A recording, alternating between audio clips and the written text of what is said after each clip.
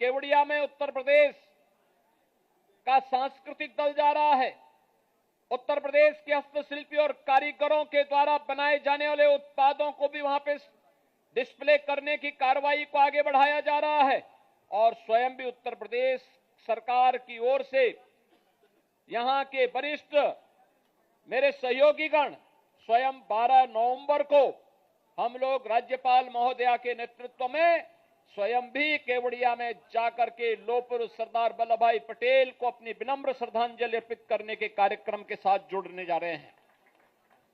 इस दौरान लौह पुरुष सरदार वल्लभ भाई पटेल की स्मृति को जीवंत बनाए रखने के लिए एकता के सूत्र में बंधने के तो अनेक कार्यक्रम हो रहे हैं।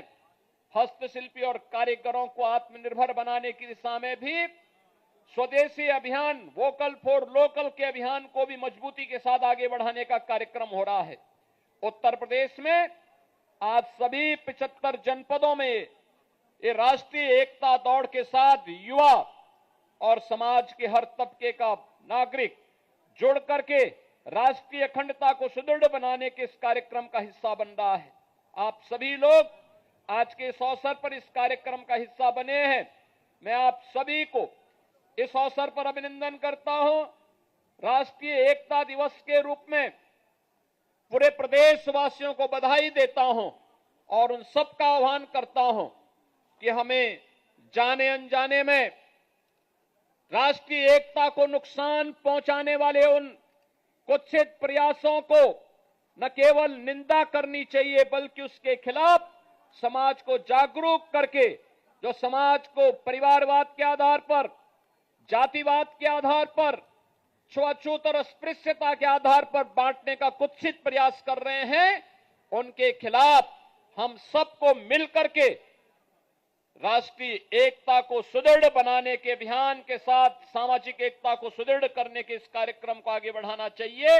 आज का यही संदेश है। तो पुरुष सरदार वल्लभ भाई पटेल एक महान स्वतंत्रता संग्राम सेनानी थे। सामान्य किसान परिवार में उनका जन्म हुआ था। देश की आजादी के आंदोलन में बढ़ चढ़ करके उन्होंने नेतृत्व प्रदान किया था और जब ये देश आजाद होता है तो ब्रिटिशर की जो साजिश थी कि भारत को अनेक टुकड़ों में विभाजित कर दिया जाए, वे केवल 2 टुकड़ों से संतुष्ट नहीं थे, वो अनेक टुकड़ों में भारत को विभाजन करने की साजिश के तहत उस समय की ब्रिटिशर हुकूमत ने कुत्सित प्रयास किया था।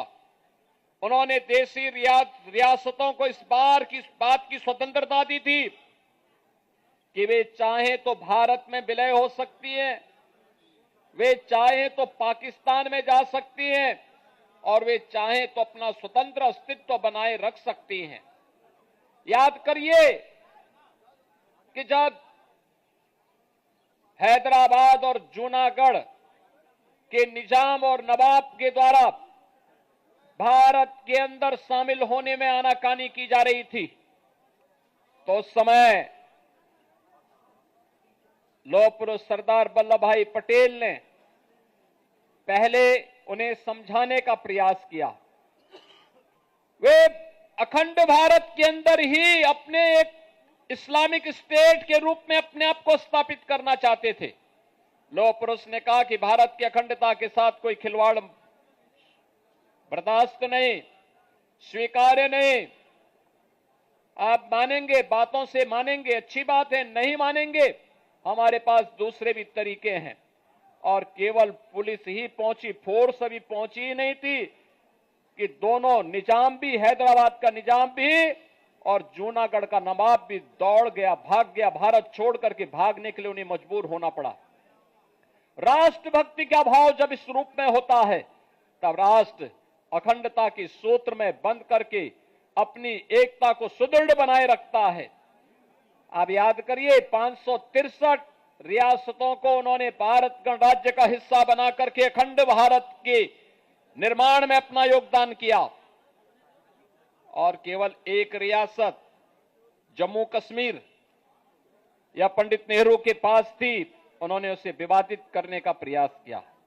हम सब आभारी हैं प्रधानमंत्री मोदी जी के, जिन्होंने कश्मीर में धारा 370 को समाप्त करके अखंड भारत का हिस्सा बना करके